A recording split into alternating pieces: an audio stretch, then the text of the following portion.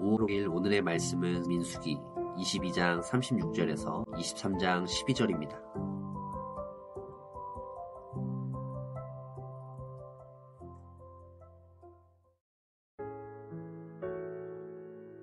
발락은 발람이 온다함을 듣고 모압 병경의 끝 아르논 가에 있는 성읍까지 가서 그를 영접하고 발락은 발람에게 이르되 내가 특별히 사람을 보내어 그대를 부르지 아니하였느냐 그대가 어찌 내게 오지 아니하였느냐 내가 어찌 그대를 높여 존귀하게 하지 못하겠느냐 발람이 발락에게 이르되 내가 오기는 하였으나 무엇을 말할 능력이 있으리이까 하나님이 내 입에 주시는 말씀 그것을 말할 뿐이니이다. 발람이 발락과 동행하여 기럇 후솥에 이르러서는 발락이 소와 양을 잡아 발람과 그와 함께한 고관들을 대접하였더라. 아침에 발락이 발람과 함께하고 그를 인도하여 바알의 산당에 오르매 발람이 거기서 이스라엘 백성의 진 끝까지 보니라. 발람이 발락에게 이르되 나를 위하여 여기 제단 7을 쌓고 거기 숫송아지 7마리와 순양 7마리를 준비하소서 하매 발락이 발람의 말대로 준비한 후에 발락과 발람이 제단에 숫송아지와 순양을 드리니라. 발람이 발락에게 이르되 당신의 번제물 곁에 서소서 나는 저리로 가리이다. 여호와께서 혹시 오셔서 나를 만나시리니 그가 내게 지시하는 것은 다 당신에게 알리리이다 하고 언덕길로 가니 하나님이 발람에게 임하시는지라. 발람이 아뢰되 내가 7제단을 쌓고 각 제단에 숫송아지와 순양을 드렸나이다. 여호와께서 발람의 입에 말씀을 주시며 이르시되 발락에게 돌아가서 이렇게 말할지니라. 그가 발락에게로 돌아간즉 발락과 모압의 모든 고관이 번제물 곁에 함께 섰더라. 발람이 예언을 전하여 말하되 발락이 나를 아람에서 모압 왕이 동쪽 산에서 데려다가 이르기를 와서 나를 위하여 야곱을 저주하라. 와서 이스라엘을 꾸짖으라 하도다. 하나님이 저주하지 않으신 자를 내가 어찌 저주하며 여호와께서 꾸짖지 않으신 자를 내가 어찌 꾸짖으랴. 내가 바위 위에서 그들을 보며 작은 산에서 그들을 바라보니 이 백성은 홀로 살 것이라. 그를 여러 민족 중에 하나로 여기지 않으리로다. 야곱의 티끌을 누가 능히 세며 이스라엘 4분의 1을 누가 능히 셀고 나는 의인의 죽음을 죽기 원하며 나의 종말이 그와 같기를 바라노라 하매 발락이 발람에게 이르되 그대가 어찌 내게 이같이 행하느냐 나의 원수를 저주하라고 그대를 데려왔거늘 그대가 오히려 축복하였도다. 발람이 대답하여 이르되 여호와께서 내 입에 주신 말씀을 내가 어찌 말하지 아니할 수 있으리이까. 민수기 22장 36절에서 23장 12절 말씀을 함께 묵상하겠습니다. 이스라엘을 두려워한 모압은 이스라엘을 막을 수 있는 유일한 방법은 사람의 힘이 아닌 신의 저주라고 생각을 합니다. 그래서 저주를 할 수 있는 메소포타미아에 있는 발람을 데리고 왔습니다. 발락은 예언자 그리고 주술사인 발람을 극진히 대접합니다. 친히 모압 병경의 끝 아르논까지 와서 발람을 영접하지요. 그리고 자신이 발람을 극진히 대접하고 도움을 청하는데 왜 오지 않으셨냐고 말합니다. 발락은 왕임에도 불구하고 신의 저주를 이끌어낼 수 있는 발람의 호의를 이끌어내고자 갖은 방법을 동원하고 있습니다. 이러한 발락의 생각을 잘 알고 있는 발람은 하나님의 말씀만 전하겠다고 말하지요. 여호와의 사자를 만나 하나님의 생각과 뜻을 정확히 깨달은 발람은 마음에 흔들림이나 요동함이 없어 보입니다. 발락은 발람을 데리고 기럇 후손으로 데리고 갑니다.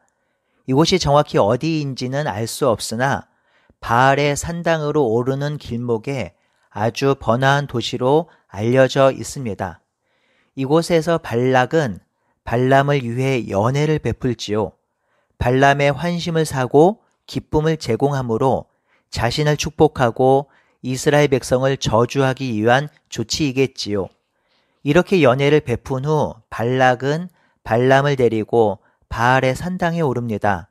바알의 산당은 높은 꼭대기에 있었으며 아주 좋은 자리에 있었겠지요. 이곳에 오르니 이스라엘 백성이 진을 치고 있는 끝자락까지 볼 수 있었습니다. 이에 발람은 예언을 들을 준비를 하지요. 이 예언은 총 3번 이루어지는데 3번의 충돌이 일어납니다. 첫 번째 예언은 22장 41절에서 23장 12절이고요. 두 번째 예언은 23장 13절에서 26절, 세 번째 예언은 23장 17절에서 24장 13절이고요. 마지막 24장 14절에서 25절은 예언의 세 번째 확장으로 모압, 에돔, 아말렉, 겐, 아수르의 멸망을 예언하고 있습니다. 이 세 번의 예언에서 동일한 패턴이 이루어지고 있지요. 이 동일한 패턴은 6가지인데요. 첫 번째는 발람이 산당에 오르고요. 두 번째는 7개의 제단을 쌓고 수송아지와 순양을 제물로 놓습니다. 세 번째는 발람이 하나님의 말씀을 듣는 동안 발락이 제단을 떠나지 않는 것이고요. 네 번째는 발람이 이스라엘을 축복하는 예언을 선포합니다. 다섯 번째는 발락이 이 예언에 부정적으로 반응하고요. 여섯 번째는 발람이 발락에게 자기 입장을 밝히는 수사적인 질문을 던집니다. 이 6가지 패턴이 3번 다 이루어지고 있지요. 이것을 염두에 두고 오늘 첫 번째 예언을 살펴보도록 하겠습니다. 산당에 발람이 오르고 제단 7개를 쌓고 순양을 제물로 놓습니다. 그리고 예언을 하지요. 이런 상황은 이스라엘에게 그리 좋은 상황은 아닙니다. 지금 이스라엘을 저주하려고 있는 일이 벌어지고 있는 것이지요.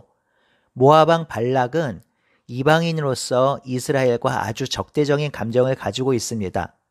그리고 발람은 메소포타미아에서 온 스월의 아들 예언자입니다. 환상적인 조합이 이루어지고 있지요. 발락은 발람에게 최대한 예의를 갖추고 존경을 갖추어 그를 맞이했고요. 불의를 행하기 위해서 의기투합된 것입니다. 발락은 발람에게 저주를 한다면 두둑한 살해금을 준비한 상황이고, 그리고 저주하는 장소도 이방인의 땅이고요. 바알의 신전이 있는 곳입니다. 발락은 치밀한 계획을 세우고 발람과 함께 이스라엘을 저주하고 그들이 멸망되도록 계획을 세우고 있는 상황입니다. 이 상황을 통해서 우리가 깨닫고 적용할 수 있는 것 2가지를 살펴보도록 하겠습니다. 첫 번째는 하나님의 보호하심입니다. 이 본문에서 흥미로운 것은 저주와 악행 사이에 이스라엘이 전혀 등장하고 있지 않다라는 것입니다. 이스라엘은 이 상황을 모릅니다. 이렇게 은밀하게 진행되는 역사를 이스라엘 백성이 알지 못합니다. 위기의 순간에 이스라엘 백성은 알지 못하고 자신의 일상을 살고 자신이 하는 일을 그냥 하고 있는 것이지요. 그런데요, 이스라엘 백성은 안 보이는데 하나님은 등장하십니다. 그러니 이스라엘 백성을 저주하는 이 위기의 순간에 하나님은 이스라엘 백성을 지키고 있는 것이지요. 발람의 나귀를 통해서도 일하시고 발람을 통해서도 일하십니다. 그들이 알지 못하는 가운데 하나님은 계속해서 일하고 있는 것이지요. 여기서 우리의 깨달음이 있기를 소원합니다. 우리가 알지 못하는 사이에 악한 세력과 악의 역사는 계속해서 일어나고 있지요. 하지만 하나님은 하나님의 일을 하시면서 그 악을 무너뜨립니다. 우리가 잘 알지 못하는 사이 세상은 하나님을 저주하고 세상을 파괴합니다. 그럼에도 하나님은 우리가 알지 못하고 보지 못해도 하나님 스스로 그 나라를 이끌고 계시며 그 백성을 위해서 일하고 계십니다. 이런 사실을 잘 알고 있는 시편 기자가 이런 노래를 하지요.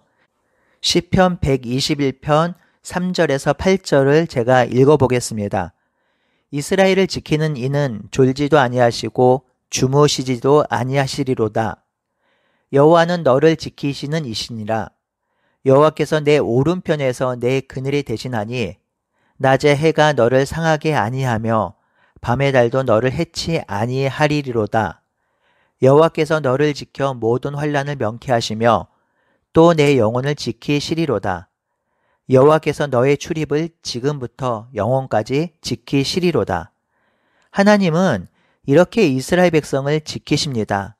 하나님은 졸지도 아니하시고 주무시지도 않고 부지 중에 그 백성을 지키시고 인도하십니다. 그리고 악을 싸워 이기시죠. 사랑하는 성도 여러분, 우리의 하나님은 이런 분입니다. 우리가 알지 못하는 가운데서도 우리를 위해 일하십니다. 우리가 깨닫지 못하는 가운데서도 우리를 위해 싸우십니다. 우리가 살아가는 일상에서 하나님은 우리를 철저히 지키시고 인도하시고 살리십니다. 우리의 몸과 마음과 영혼을 지키십니다. 지금부터 영원까지 우리를 지키십니다. 이 발락의 저주 사건에서 우리가 묵상하고 깊이 생각해야 하는 것은 바로 우리를 지키시는 하나님의 사랑입니다.